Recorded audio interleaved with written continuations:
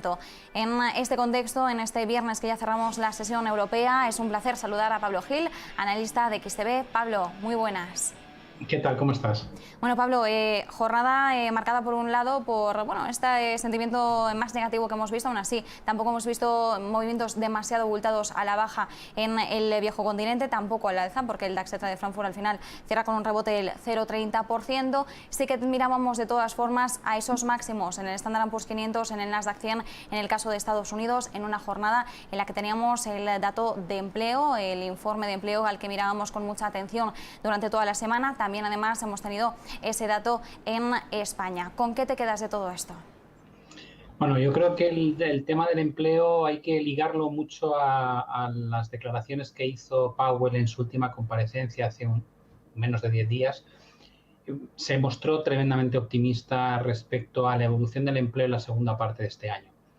Creo que el argumento es de peso.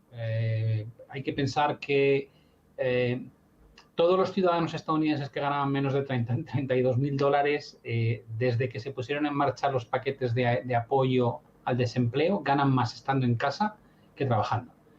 Y a partir de ahí, pues depende un poco de la estructura salarial que tengas. ¿Qué quiero decir con esto? Bueno, pues hay mucha gente que no quiere ir a trabajar en Estados Unidos mientras el gobierno esté dispuesto a mandar cheques semanales del importe que lo hacen. Estos programas de ayuda vencen a partir del 15 de julio en algunos estados.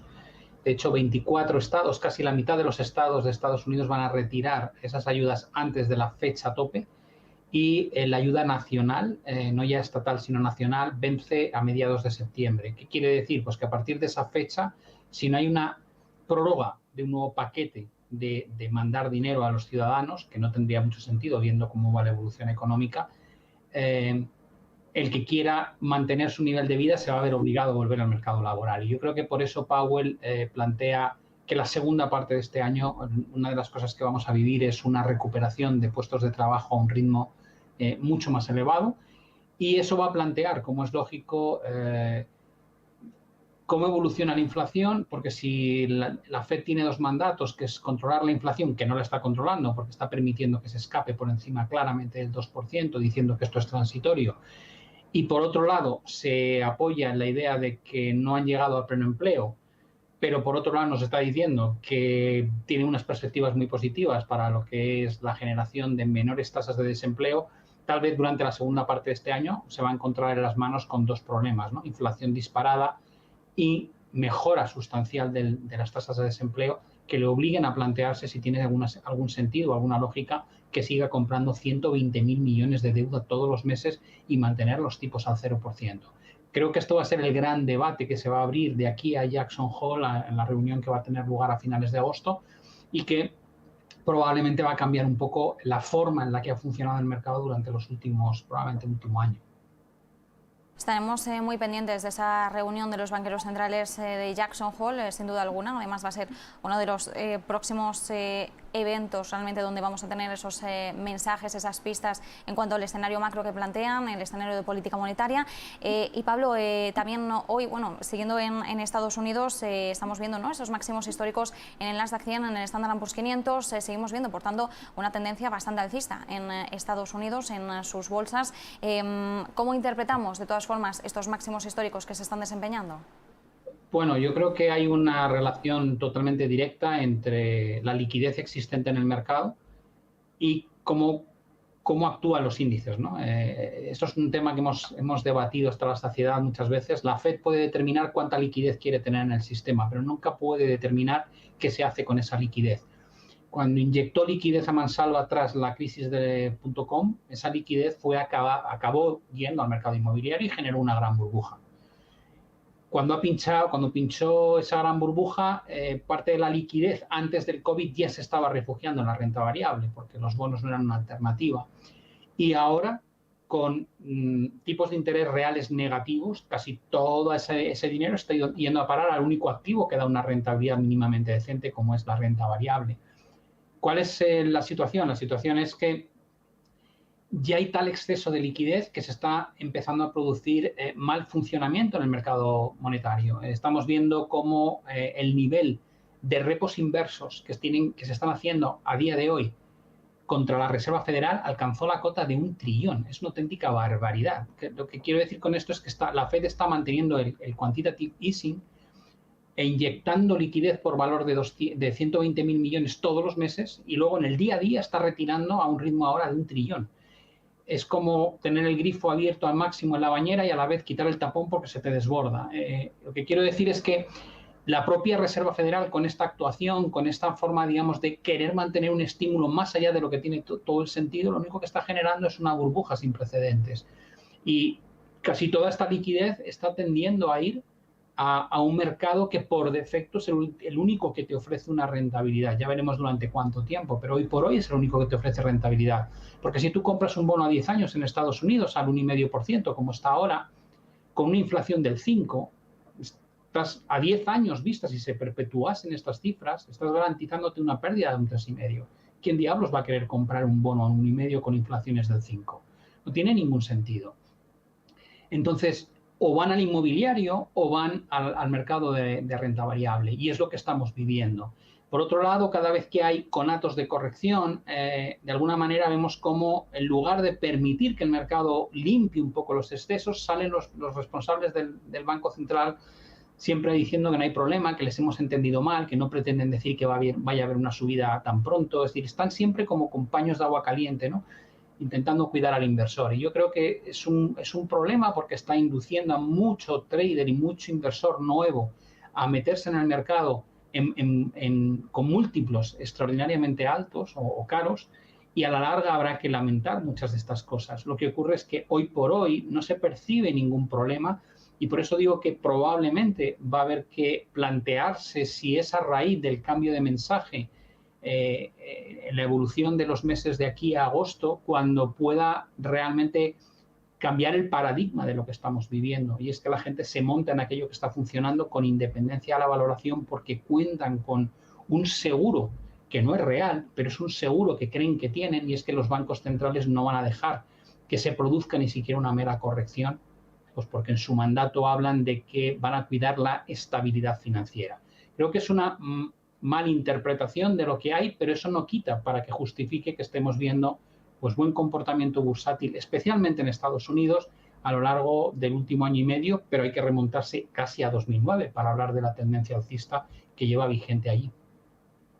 Por cierto, Pablo, hoy además ha hablado Christine Lagarde, entre algunas de las frases o de los principales mensajes que ha lanzado. Ha rechazado la posibilidad de que el Banco Central Europeo decida implantar medidas no convencionales. También ha rechazado cancelar la deuda pública en poder de la institución. Dice que un movimiento de este tipo no tendría ningún tipo de sentido económico, que está prohibido por los tratados que rigen el funcionamiento de la Unión Europea. Dice que ahora mismo los tipos de interés son extremadamente bajos y que por tanto ningún tipo de medida de este tipo tendría sentido, y de hecho lo ha dicho haciendo alusión, ¿no?, a lo que ha ocurrido en Venezuela y Argentina. Más allá de estos mensajes, el trasfondo ahora mismo que tenemos en las bolsas europeas, tanto en la renta variable europea y en la renta fija europea, ¿cuál es la fotografía general? Pues yo creo que en Europa tenemos siempre un retraso, o llevamos perdiendo, más que un retraso, llevamos perdiendo terreno a Estados Unidos desde hace muchísimo tiempo, ¿no? Te puedes remontar a gráficas de 1980 y tantos para ver que de forma sistemática lo hemos hecho peor que Estados Unidos. Ya no hablo de España, que España lo ha hecho especialmente mal, es probablemente uno de los peores índices bursátiles en Europa, porque teníamos un componente de bancos que está muy penalizado y grandes compañías como Telefónica que lo han hecho muy mal estructuralmente. No tenemos casi nada de tecnología, con lo cual, digamos, la composición sectorial ha jugado muy en contra del IBEX. Pero al margen de eso, si tomas el Eurostoxx 600 como una representación de toda Europa y la comparas con el S&P 500, descubres que el desempeño en Estados Unidos ha sido muchísimo mejor que el que hemos tenido en Europa. Tal vez una explicación a esto viene de la propia reacción del COVID, ¿no? Podemos ver cuáles han sido las medidas en Europa, cuáles han sido las medidas en Estados Unidos. Lo primero que hay que tener en cuenta es que no es lo mismo gestionar un país que gestionar una unión, ¿no? Una unión de distintos países, porque tenemos una moneda única, pero no tenemos una unificación fiscal, por ejemplo, una unificación bancaria, lo cual quiere decir que somos mucho más lentos a la hora de reaccionar y tenemos realidades económicas muy distintas.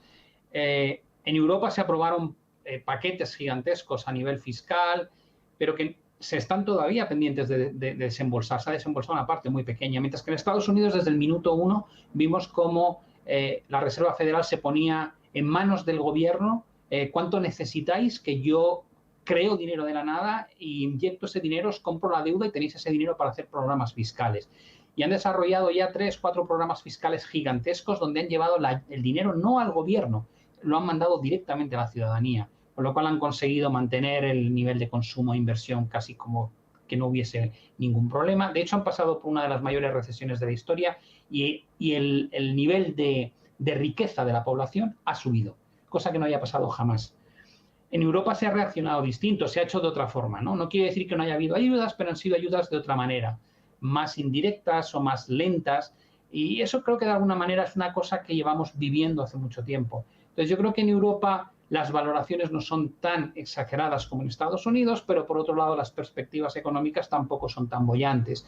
Es cierto que tenemos que hacer catch-up, tenemos que recuperar terreno en la segunda parte de este año, porque en Europa prácticamente estamos ahora saliendo de la recesión, mientras que en Estados Unidos llevan ya un tiempo y en China mucho más. Por tanto, yo creo que comparativamente en Europa nos queda por ver lo que se ha visto en Estados Unidos. Uno, empezar a tener trimestres con crecimientos económicos muy fuertes, tal y como el propio Banco Central Europeo pronostica, de 4,6% de crecimiento para este año. Incluso pretenden tener un crecimiento similar para el año que viene. Y por otro lado, como es lógico, veremos también el repunte de la inflación, ¿no? Porque no vamos a estar exentos, ¿no? No quiere decir que vayamos a ver cotas parecidas a las estadounidenses, pero desde luego no tiene sentido que la inflación core en Europa se mantenga en el 1%. Por tanto, vamos a ver un poco parecido a lo que tuvimos en Estados Unidos, trasladado a Europa con unos meses de retraso, pero tenemos menos flexibilidad a la hora de movernos y por eso yo creo que siempre vamos como un paso por detrás en la capacidad de reacción en las crisis respecto a Estados Unidos. Luego somos igual de lentos a la hora de retirar la ayuda, es decir, Estados Unidos tarda una eternidad en quitar los estímulos y esta vez incluso ha dicho que quiere tardar, si cabe, más, y Europa, pues ya lo sabemos, desde 2015 que implementamos el QE, llegamos al COVID y seguíamos con QE, seguíamos todavía implementando estímulo, con lo cual nunca encontramos el momento de quitarlo, pese a que Europa en 2018 ya estaba creciendo a tasas del 3%, cosa que no era nada habitual. Por tanto, yo creo que vamos en el mismo barco, pero unos van en la parte de delante y otros van en la parte de atrás, ¿no? Y nosotros parece que nos toca siempre la parte de atrás. Solo por terminar brevemente, antes de que nos quedemos sin tiempo, desde el punto de vista de la inversión, ¿dónde estáis poniendo ahora mismo el foco en XTB? Bueno, yo creo que la gestión o la haces muy de corto plazo ahora mismo o asumes un riesgo enorme. Los múltiplos que estás pagando son altísimos, hay señales que indican que esta fase de euforia es una fase marginal. El problema de las fases marginales es que pueden durar meses, pero cuando inviertes no inviertes con la idea puesta en lo que va a pasar dentro de una semana, sino que sobre todo muchos inversores invierten con la idea de mantener la posición durante un tiempo largo. Para aquellos que quieren mantener la posición durante un tiempo largo, yo esperaría que haya una corrección antes de comprar. Creo que ahora mismo hay demasiadas señales que nos advierten del exceso que estamos viviendo. Muchas divergencias, por ejemplo, entre lo que está pasando con el inmobiliario en Estados Unidos respecto, digamos, las constructoras respecto al índice S&P, es una primera señal. La divergencia entre primas de riesgo, call put options y lo que hace el S&P es otra señal. El nivel de euforia y de margin calls en el tramo minorista es otra señal. Compañías que pierden dinero y que están consiguiendo colocar deuda en el mercado a un ritmo sin precedentes, solo lo vimos en 2007 y en el año 99, es otro signo bastante preocupante. El cambio de mentalidad o de mensaje de la propia Fed es otra señal. Creo que hay demasiadas señales como para no querer participar de esta euforia que se está notando en el mercado en este momento. No quiere decir que haya que vender lo que tienes, yo de hecho tengo y no vendo, pero para comprar más creo que hay que esperar correcciones y probablemente los meses de verano históricamente son estadísticamente meses flojos, especialmente agosto y septiembre. Creo que es prudente esperar correcciones mínimo de un 5, pero a ser posible en torno a un 10 antes de volver a interesarnos por poner nuestro dinero en el mercado. Pues nos quedamos con esa reflexión final. Pablo Gil, analista de XTB, muchísimas gracias. Gracias a ti.